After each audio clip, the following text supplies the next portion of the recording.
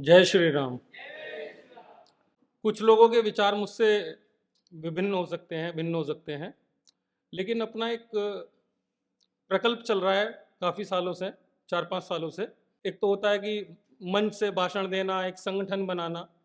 तो हम बहुत ग्राउंड लेवल पे और बहुत अपने आप को प्रदर्शित ना करते हुए एक कार्यक्रम चला रहे हैं, जिसमें हम कॉलेज के जो समान विचारधारा वाले प्राध्यापक हैं उनसे हम कनेक्ट स्थापित करते हैं।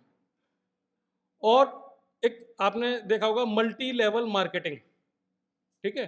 तो वो बहुत ज़्यादा विज्ञापन नहीं करते हैं, टीवी पे नहीं आते हैं, और वो ऑन ग्राउंड काम करते हैं। तो हमने उस पद्धति को अपनाया हुआ है। हम 2 अध्यापकों से संपर्क करते हैं, वो 2 अध्यापक और 4 अध्यापकों से संपर्क करते हैं। और उसी दौरान ये घटना हुई गाजियाबाद वाली कि जय श्री राम बोलने पर उस बच्चे को, उस छात्र को मंच से उतार दिया गया। बात उतारने की नहीं थी, बात उस व्यवहार की थी। जिस गंदगी के साथ उसको प्रताड़ित किया गया मंच पे, आपकी हिम्मत कैसे हुई, आपने बोला कैसे, ठीक है।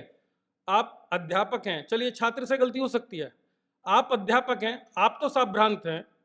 आप उसको आराम से बुला के कि बेटा ये कॉलेज के प्रोटोकॉल में नहीं आता, लेकिन आप चीख रहे हैं, चिल्ला रहे हैं। एक अध्यापिका, उसके आगे 200-250 छात्र बैठे हुए हैं, और वो सीक्वेंस भी क्या था, सामने बैठे छात्रों ने जय श्री राम बोला था, उसने अभिवादन स्वरूप, उसने कोई नारा नहीं लगाया था कि मंच पे चढ़ के उसने जय श्री राम का नारा लगा दिया। उसने अभिवादन स्वरूप जय श्री राम को वापस उसका अभिवादन के रूप में जवाब दिया था। उद्देश्य यह था कि भाई अगर इस तरीके की घटना को वीडियो प्रसारित हुआ या जो भी हुआ, अगर इस पर एक्शन नहीं लिया गया तो ये और अध्यापकों को भी और कॉलेज के प्रबंधन को भी, क्योंकि ये तो कॉमर्शियल कॉलेज है, ये तो पैसा कमाने के लिए बनाए गए हैं, तो ये गलत दिशा में ना चला जाए और छात्र इस चीज को सोचे कि भाई ये कॉलेज में बोलना गलत है।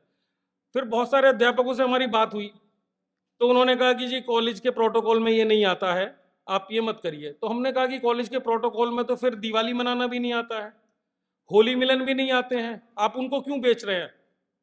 ठीक है, फिर तो कॉलेज के उसमें ईद भी मनाते हैं, ईद की आप छुट्टी करते हैं बच्चों की, तो आप नमाज भी पढ़वाना शुरू कर दीजिए। तो आप सिर्फ हमारे धर्म को, दिवाली मिलन को, होली मिलन को, दिवाली मेले को क्या सिर्फ बेचने के लिए हमारी संस्कृति को आप जो है रख रहे हैं? तो या तो आप ये करिए या मत करिए। तो उन अध्यापकों को थोड़ा सा शांति मिली कि हाँ भाई ये बात ठीक है। और जो व्यवहार किया गया, जो हमारा विरोध था उस व्यवहार के प्रति था।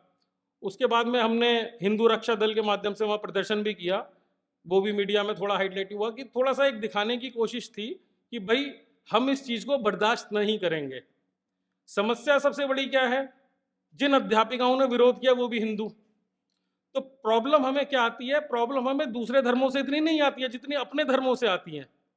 वो बाद में वीडियो जारी कर रही हैं कि मैं भी सनातनी हूँ, मैं भी ये हूँ।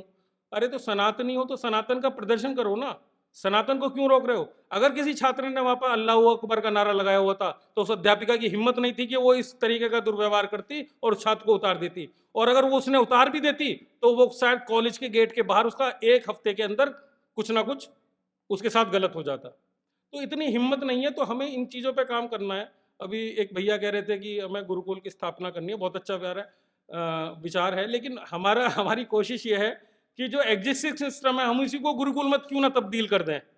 कुछ ऐसी योजनाएं बनाएं कि वहाँ पर कम से कम हिंदू धर्म का सम्मान तो हो, छात्रों को पता तो चले। हमारे यहाँ पर एक परंपरा होती है पश्चिमी उत्तर प्रदेश में कि बच्चा होता है तो बुआ बच्चे के कान में राम का नाम लेती है। हमारी अंतिम यात्रा भी राम के नाम से अंत होती है। तो जब राम का नाम है तो छात्र ने अगर नारा लगा भी दिया तो उसमें क्या बुराई है? तो ऐसे कोई भी प्रकल्प होते हैं तो हम उनका विरोध करने की कोशिश करते हैं। ज़्यादातर हम आगे आने की कोशिश नहीं करते, लेकिन यही हमारा विचार है कि जो हमारे समान विचारधारा वाले प्राध्यापक हैं, प्रोफेसर हैं, अध्यापक हैं, जो कहीं ना कहीं जुड़ना तो चाहते हैं पर अपने प्रोफेशन की वजह से जुड़ नहीं पाते हैं, लेकिन विचार अगर उनके समान हैं तो हम उनसे संपर्क करें। और वो जो अपने कॉलेज में जिस भी माध्यम से साइलेंटली, हम उनसे ये नहीं कह रहे कि आप प्रदर्शन करने आओ, धरने में आओ, सेमिनार में आओ, लेकिन आप अपने स्थल पर रहते हुए भी जो हमें सहयोग कर सकते हैं, हम उस कार्य को आगे बढ़ाने की थोड़ी कोशिश कर रहे हैं, एक नेटवर्क स्थापित करने की कोशिश कर रहे हैं। सेकंड चीज, दूसरा, अच्छा मैं ये चीज़ें इसलिए बता रहा हूँ कि हमें ऑन ग्राउंड प्रयास करने की ज़रूरत है। हम ज़्यादातर सम्मेलनों में और चर्चाओं में बस चर्चा तक रखते हैं कि हिंदुओं को संगठित करना है। हिंदुओं को संगठित करना कैसे है? हमें शायद उस पे विचार करना चाहिए। हम इतिहास पढ़ते हैं, हम यहाँ पिटे, यहाँ पे हमारे साथ ये हुआ, हमारे साथ ये हुआ, ये नकारात्मक चीज़ें हैं। जो हो गया वो हो गया। अब हमें आगे बढ़ने की ज़रूरत है कि हमें इस पे समाधान क्या करना है? हमें इसमें बढ़ना कैसे है? कैसे हमें अपने आप को बचाना है, अपनी संस्कृति को बचाना है? हम डिफेंसिव मोड में हैं, हम अटैकिंग मोड में नहीं हैं। हम अपनी छात्राओं को बचाएं, कैसे हमें उसका सॉल्यूशन देना है कि हम इनको कैसे रोकें और हम कैसे अटैकिंग मोड हम मोड में आए। जो गाजियाबाद की घटना है वो तो सबके पास सामने आ गई। हमने उसको पहले तो हमने कोशिश की उस वीडियो को ना प्रसारित होने दिया जाए, लेकिन अब जो वो वायरल हो गया तो उसको संभालना भी था।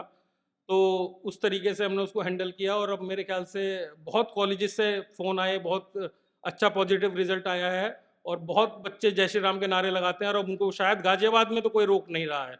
धन्यवाद।